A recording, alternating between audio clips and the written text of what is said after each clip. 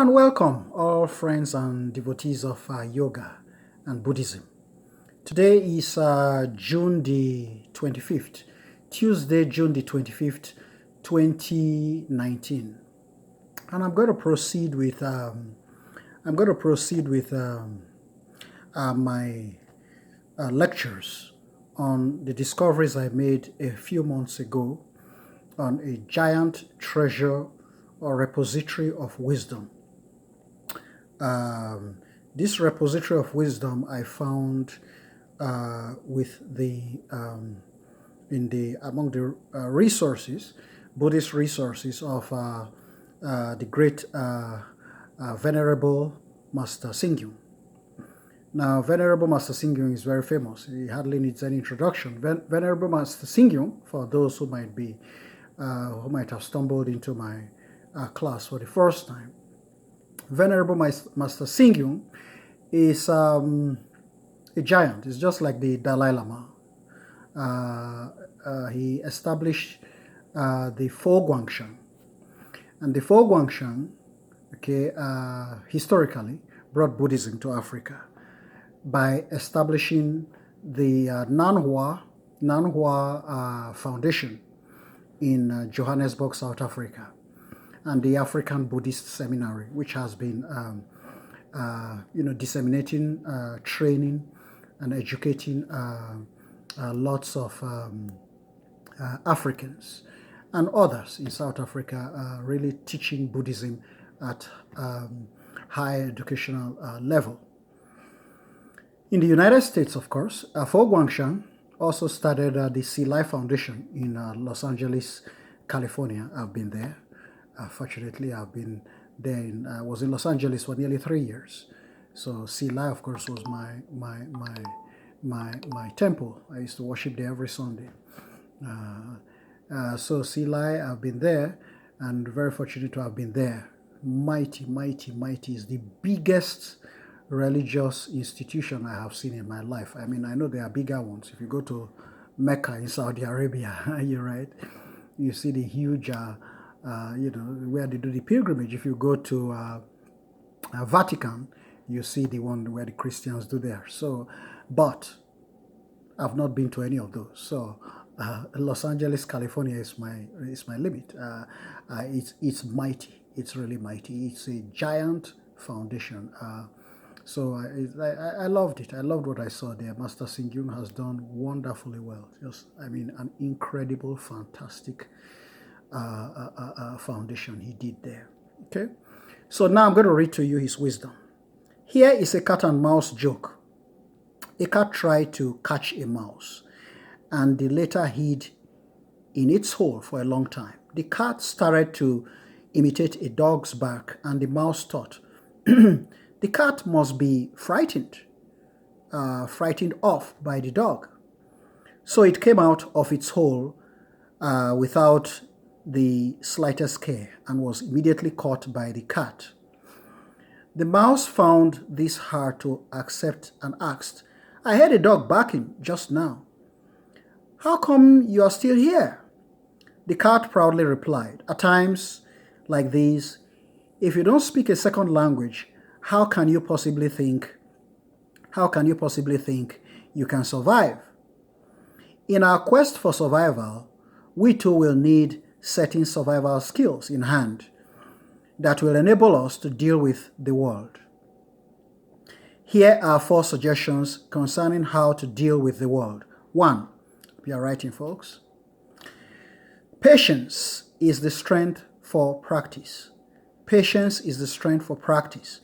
The most powerful strength in life is patience, no question. The most powerful strength in life is patience. Write that down, highlight it also. Very important. It is not about accepting a loss or being incapable. Rather, it is about how we resolve our difficulties with an open and clear mind when faced with slander and criticism. In a world of patience, there is no anger or jealousy, but only peace and tolerance. Patience is the ultimate gift in dealing with people and handling situations. Patience is the ultimate gift in dealing with people and handling situations. Highlight that. Because the earth can bear all trampling and stomping, it can embrace everything and everybody. As such, the all-forbearing earth is also the most ample and solid.